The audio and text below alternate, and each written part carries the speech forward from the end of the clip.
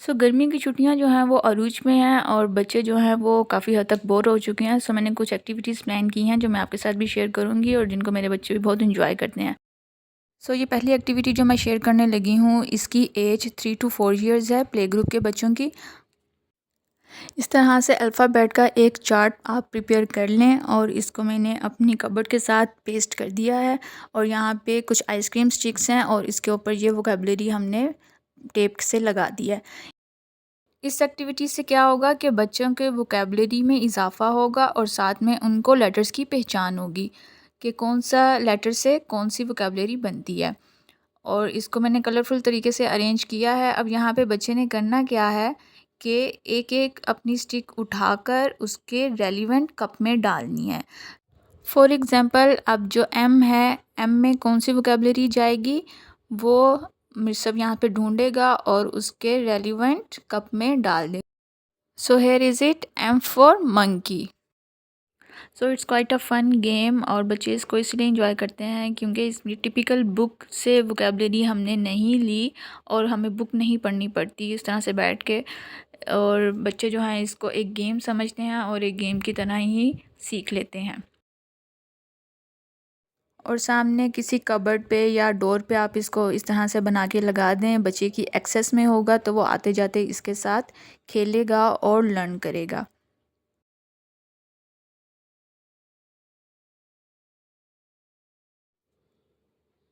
ये second activity में आपने क्या करना है, ये कुछ इस तरह से फ्लैश कार्ड्स मिलते हैं। इसमें एडिशन भी है और सब्ट्रैक्शन के भी कार्ड्स हैं और साथ में नंबर्स के भी हैं। अभी यहाँ पे मैं क्या करूँगी कि ये एडिशन और सब्ट्रैक्शन के कार्ड्स मैं दूंगी आज़मीर को, because he is going to be in grade 2 and he has to learn the addition and subtraction.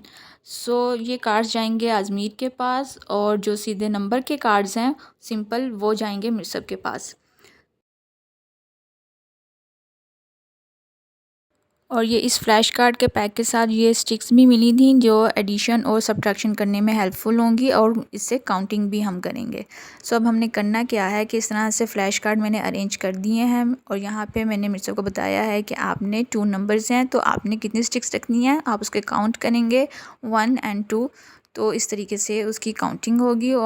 और यहाँ पे एडिशन भी इसी तरीके से होगी कि 3 + 7 है तो पहले 3 स्टिक्स जाएंगी एंड देन अगेन 7 जाएंगी and then we will count all together and which number will come you will write there.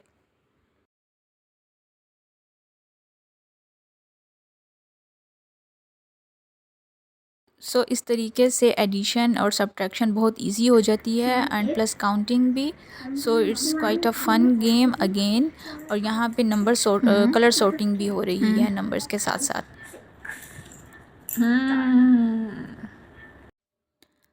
Learning जो है वो हमेशा फ़न वे में करनी चाहिए ताकि बच्चे बर्डनाइज ना हो और उसको एक बोझ ना समझें और गेम की तरह उसको खेलते खेलते लर्न कर लें। ये जो अर्ली ईयर्स की स्टेज होती है ना, ये बहुत ही प्यारी एज होती है और बच्चे खेल खेल में ही सब कुछ इतना अच्छे तरीके से लर्न कर लेते हैं और इतना शार्प माइंड होता है इनका, बहुत जल्दी एब्जॉर्ब करते हैं। ये थर्ड एक्टिविटी है क्रिएटिव राइटिंग की। क्रिएटिव राइटिंग एक ऐसी चीज़ है जिसमें बच्चा जो है अपना सेल्फ एक्सप्रेशन देता है through stories, through his imaginations. इस तरह से पेन एंड पेपर ले लें और कोई किसी भी टॉपिक के ऊपर आप बच्चे को कहें कि लिखकर मुझे दिखाएं अपनी कुछ भी सोच, कुछ भी उसके अगर बच्चे को समझ नहीं आ रहा कि वो क्या लिखे तो आप उसको उसकी हेल्प के लिए एक टॉपिक भी दे सकते हैं। डायरी लिखना भी आई थिंक क्रिएटिव राइटिंग में ही आता है जिसमें हम अपनी पूरी रूटीन बताते हैं। क्रिएटिव राइटिंग के थ्रू क्या होगा कि बच्चे के सेल्फ एक्सप्रेशन देना आएगा, बच्चे में कॉन्फिडेंस आएगा, बच्चे की इमेजिनेशन स्ट्रॉन्ग होगी एंड वोकेबलरी डेवलप होगी। यहाँ पे जो है मेनली मकसद मेरा यही है कि बच्चे अपना सेल्फ एक्सप्रेशन दें, स्टोरीज़ क्रिएट करें और कॉन्फिडेंट रहें। इन दी एंड जो है बच्चा, आप देख सकते हैं कि कितना कॉन्फिडेंट और हैप्पी फील करता है कि हाँ मैंने कुछ अचीव किया है। और सेल्फ़ कॉन्फिडेंस पैदा करना बहुत ज़रूरी है ताकि बच्चे ज़िंदगी में आगे बढ़ें और कामयाब हों। फोर्थ एक्टिविटी जो मैंने प्लान की है वो आर्ट एंड क्राफ्ट से रिलेटेड है। बिकॉज़ मैं खुद पेंटिंग करती हूँ तो मेरे बच्चों को भी पेंटिंग का ही बहुत ज़्यादा शौक़ है। बिकॉज़ जो मदर को देख रहे होते हैं घर में, जो एक इन्वायरमेंट होता है, बच्चे उससे ज़्यादा सीखते हैं। और यहाँ पे इनको पेंटिंग का ही ज़्यादातर शौक़ है। सो यहाँ पे मैं इनके लिए अलग से कैनवस ख़रीदती हूँ और मैं इनके लिए साथ में पोस्टर कलर लेती हूँ। बिकॉज़ पोस्टर कलर जो हैं वो इजीली हैंडल हो जाते हैं बच्चों से, बजाय इसके कि वो एक्रेलिक या ऑयल पेंट यूज़ करें।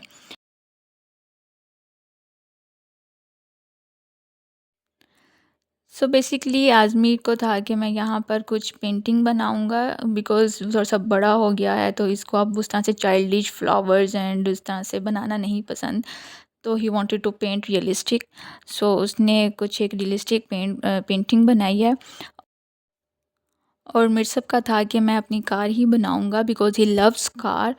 तो मैंने इनको अलाउ किया कि जो भी ये पेंट करना चाहते हैं, जो भी बनाना चाहते हैं वो बनाएँ।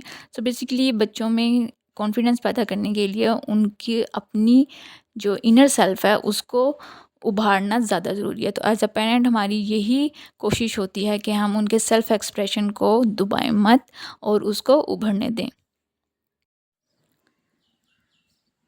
सो यहाँ पे मैंने एक किचन की एक्टिविटी प्लान की हुई थी पिज़्ज़ा मेकिंग की।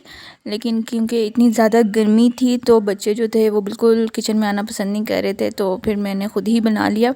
और उसके लिए मैंने ली थी 1 table spoon yeast, 2 table spoon sugar और थोड़ा सा मैंने नमक लिया था। और उसको मैंने गर्म पानी में अच्छी तरह मिक्स कर लिया पहले। फिर उसमें मैंने डाला मैदा ऑलमोस्ट 1.5 कप और उसको मैंने हाथ से अच्छे तरीके से गूंद लिया। और 2 टेबलस्पून मैंने ऑयल ऐड किया और इसको फिर मैंने डो बना के इसके फूलने के लिए रख दी।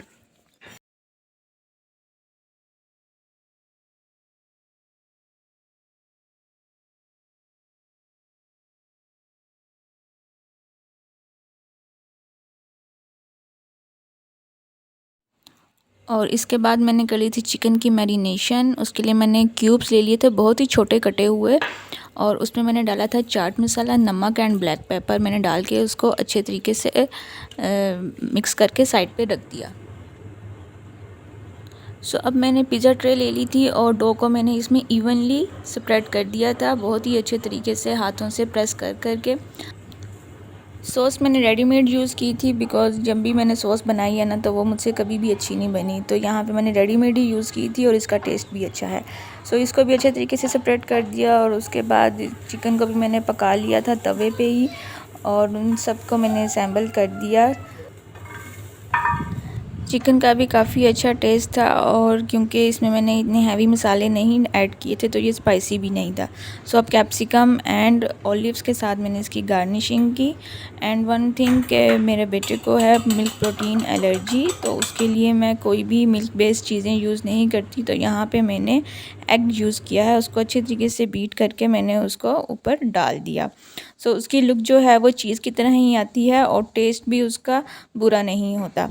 तो यहाँ पे पिज़्ज़ा जो था पक के रेडी था और बहुत ज़्यादा गर्म था, और इसके आप फाइनल लुक देख लें कि बिल्कुल कितनी प्यारी लुक आई है इसकी। आई होप आपको वीडियो अच्छी लगी होगी, और जो एक्टिविटीज़ मैंने शेयर की हैं अगर आप वो ट्राई करेंगे तो trust me they are very useful. ये मुझे पता किसका पिज़्ज़ा लग रहा है? डोमिनोज का। डोमिनोज का लग रहा है। This pizza is Domino's. Taste करोगे? बहुत करूँगा। कैसे टेस्ट कर?